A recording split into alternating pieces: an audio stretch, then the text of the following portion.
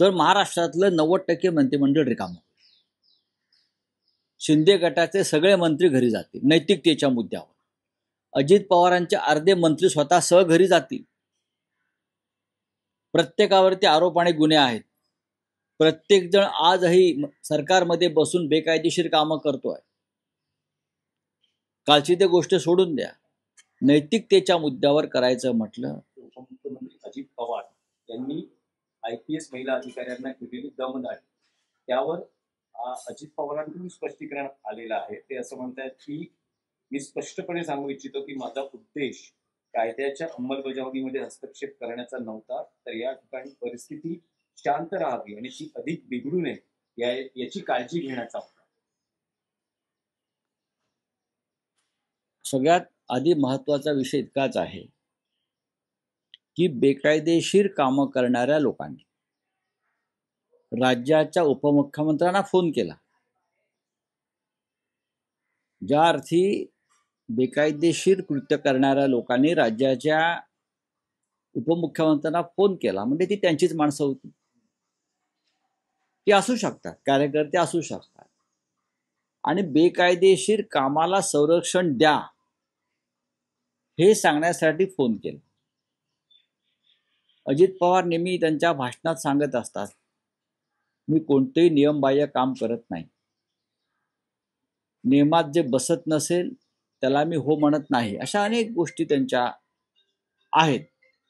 किंवा चुकीचं काम करणाऱ्यांना टायरवरती उलटं टांगून मारा मारा बारामती तिकडे तिकडे सांगत असतात.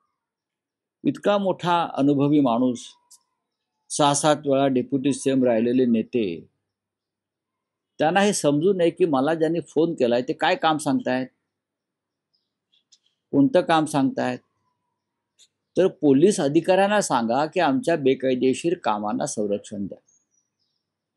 आणि कोणता तणाव तिकडे निर्माण झाला होता, तर पोलिसांनी त्यांच्या बेकायदेशीर कामांना संरक्षण द्यावं, कारवाई करू नये म्हणून ते पोलीस अधिकाऱ्यांशी वाद घालत होते. याला तणाव म्हणत नाहीत, याला दादागिरी म्हणतात, गुंडागिरी म्हणतात.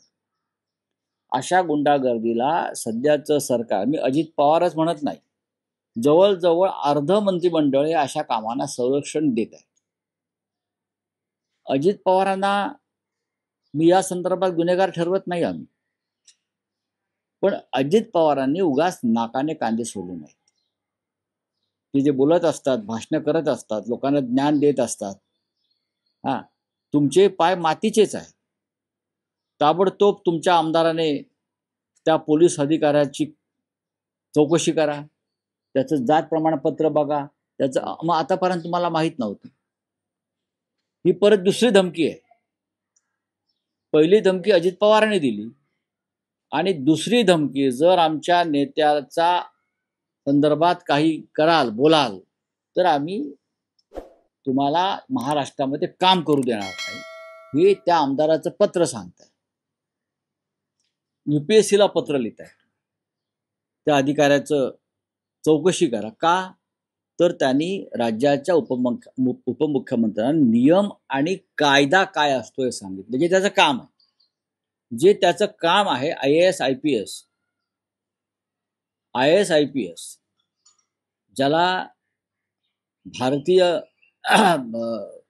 प्रशासकीय सेवा म्हणतात, त्यात काम करणाऱ्या प्रत्येकाचं एक काम आहे की जर मंत्री राज्यकर्ते चुकत असतील तर नियम काय आहे, संविधान काय आहे हे दाखवून देणं हे काम आहे. त्या महिलेचं काय चुकलं अधिकाऱ्याचं? दुसऱ्याच्या फोनवरून राज्याचा उपमुख्यमंत्री तिला बेकायदेशीर कामाला संरक्षण द्यायला सांगतो आणि त्या महिला अधिकारी असं सांगतायत की तुम्ही डायरेक्ट माझ्या फोनवरती फोन करा. गुन्हेगाराच्या फोनवरून मी तुमच्याशी बोलणार नाही.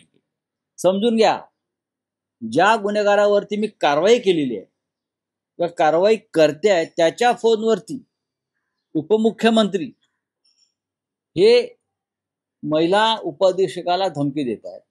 आणि ते त्या अधिकाऱ्याचं म्हणणं आहे तुम्हाला जे काय सांगायचं आहे ते थेट माझ्या फोनवरती फोन करा. यात काय चुकलं? बरोबर. पवारांना जे सांगायचं आहे ते त्यांनी थेट त्या महिला अधिकाऱ्याच्या फोनवरती फोन करून सांगायला पाहिजे. हा एवढाच विषय आहे.